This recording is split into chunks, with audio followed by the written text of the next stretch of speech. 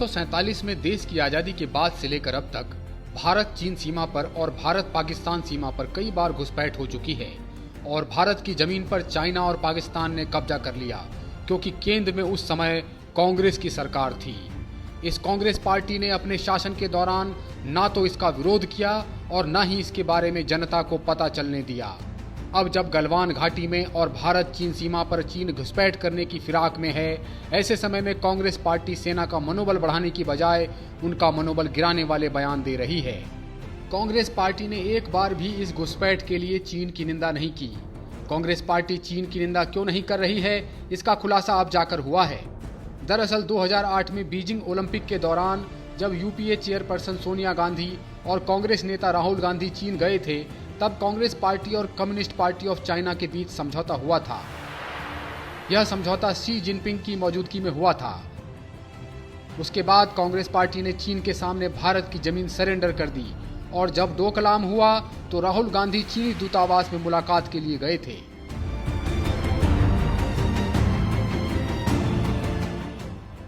सोनिया गांधी के परिवार द्वारा संचालित राजीव गांधी फाउंडेशन के 2005 और 2006 के सालाना रिपोर्ट में दानदाताओं की लिस्ट में embassy of People's Republic of China का नाम भी शामिल है, जहां से कांग्रेस पार्टी ने चंदा लिया है। ये राजीव गांधी फाउंडेशन का पार्टनर ऑर्गेनाइजेशंस एंड डोनर्स की सूची है 2005-6 की।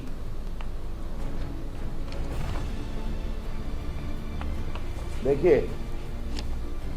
Partner organisations and donors year 2005-6 और यहां पर embassy of the people's Republic of China. Among the donors list of Rajiv Gandhi Foundation, it is their own document which clearly shows that among the list of donors, the embassy of the People's Republic of China is mentioned. Why? क्या जरूरत पड़ी थी? इसमें भारत के कई उद्योगपतियों का नाम है, कई कंपनी का नाम है, कई पीएसयू का नाम है, लेकिन डोनर्स में मैं देख रहा हूं कि हिमालयन ट्रस्ट है, आईटीसी है, यूरोपियन कमीशन भी है। तो आप उसे संतोष नहीं हुआ कि आप embassy of the people Republic of China से आपने लिया? कांग्रेस पार्टी ने पीपुल्स रिपब्लिक ऑफ चाइना के साथ गठजोड़ पैसे के लालच में किया है। कांग्रेस पार्टी को इसका जवाब देना पड़ेगा कि चीन के साथ उसका इतना प्रेम क्यों बढ़ गया था। कांग्रेस पार्टी ने चाइना के साथ एमओयू साइन क्यों किया? राजीव गांधी फाउंडेशन को embassy of People's Republic of China ने पैसे क्यों दिए? राजीव गांधी फाउंडेशन की 2009-11 की रिपोर्ट है। राजीव गांधी फाउंडेशन की 2009-11 की रिपोर्ट,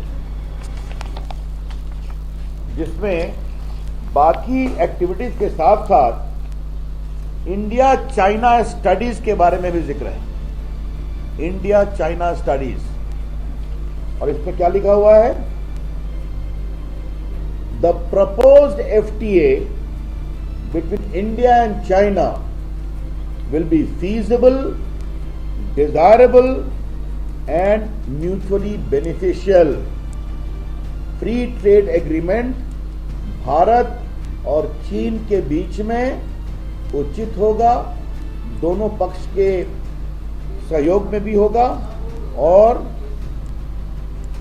ये संभव भी।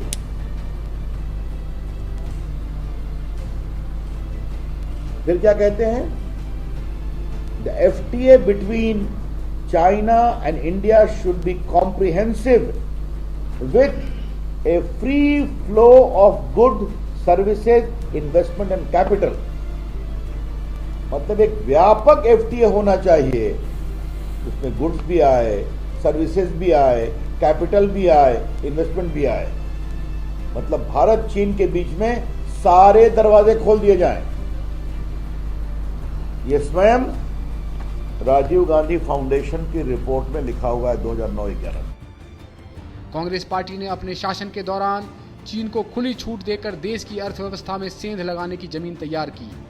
कांग्रेस पार्टी चीन के बारे में बात नहीं करती है क्योंकि कांग्रेस पार्टी ने राजीव गांधी फाउंडेशन में चीन से पैसे लिए हैं। कांग्रेस पार्टी जवाब दे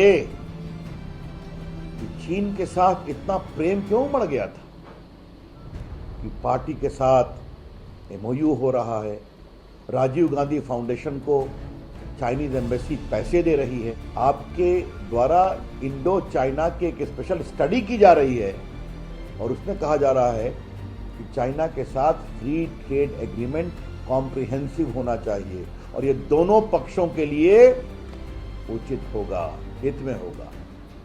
ये है बड़ी कहानी और there is a pattern as to why Congress party does not condemn China, because 10 years rule of Manmohan Singh is littered with voluminous evidence as to how Congress party tried to support China and make it earn tons of money by permitting the increase of trade deficit 33 times.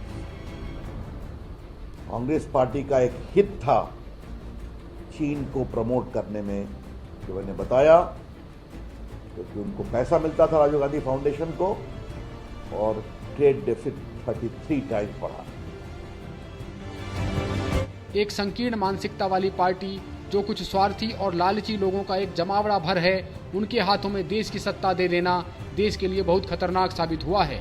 इतना ही नहीं, Congress party ने जाकिर नायक द्वारा संचालित Islamic research foundation से भी 5 लाख रुपए की घूस ली थी, जिसके बदले में जाकिर नायक द्वारा चलाई जा रही गतिविधियों पर पर्दा डाल दिया गया था। भारतीय जनता पार्टी ने कांग्रेस पर आरोप लगाया है कि कांग्रेस पार्टी ने जाकिर नायक के इस्लामिक रिसर्च फाउंडेशन की गैर कानूनी गतिविधियों को ढकने के लिए 5 लाख रुपए की घूस ली थी। 4 दिसंबर 2012 को उस समय के सूचना एवं प्रसारण मंत्री मनीष तिवारी ने संसद में कहा था कि 24 गैर कानूनी विदेशी चैनल आपत्तिजनक सामग्री भारतीय समाज में परोस रहे हैं, जो भारत की सुरक्षा के लिए खतरनाक है। उनमें से एक जाकिर नायक का पीस टीवी भी है। यह जानकारी मिलने के बाद भी कांग्रेस पार्टी ने इस्लामिक रिसर्च फाउंडेशन से मिले 5 लाख की राशि वापस नहीं की। कांग्रेस अब कह रही है कि उन्होंने IRS को पैसा वापस कर दिया है, लेकिन इस्लामिक रिसर्च फाउंडेशन का कहना है कि उन्होंने पैसा वापस प्राप्त नहीं किया है। भारतीय जनता पार्टी के अध्यक्ष जगत प्रकाश नड्डा ने ट्वीट करके कहा है कि भारत के लोग अपनी मेहनत की कमाई प्रधानमंत्री आपदा राहत कोष में दान करते हैं। यूपीए सरकार में प्रधानमंत्री आपदा राहत कोष की चेयरमैन सोनिया गांधी को बनाया गया और राजीव गांधी फाउंडेशन की चेयरमैन भी सोनिया गांधी थी। सोनिया गांधी ने बड़ी चतुराई से प्रधानमंत्री आपदा राहत कोष का पैसा राजीव गांधी फाउंडेशन में स्थानांतरित कर दिया। यह देश के लोगों के साथ बहुत बड़ा धोखा है। भारतीय जनता पार्टी के नेता रविशंकर प्रसाद ने यह शक भी जताया कि राजीव गांधी फाउंडेशन FCRA के अंदर विदेशी मुद्रा प्राप्त करने के लिए रजिस्टर्ड भी है कि नहीं। कांग्रेस पार्टी का काम है रोज झूठ बोलना। कांग्रेस पार्टी का काम है सेना के मनोबल को कमजोर करना। कांग्रेस पार्टी का काम है चाहे बालाकोट हो चाहे वो उरी हो, उसका सबूत मांगना। और आज एक चीन के बारे में भी सेना को कमजोर कर रहे हैं, लेकिन अपने द्वारा चीन को क्या मजबूत करने की कोशिश की, उसकी सच्चाई कभी नहीं।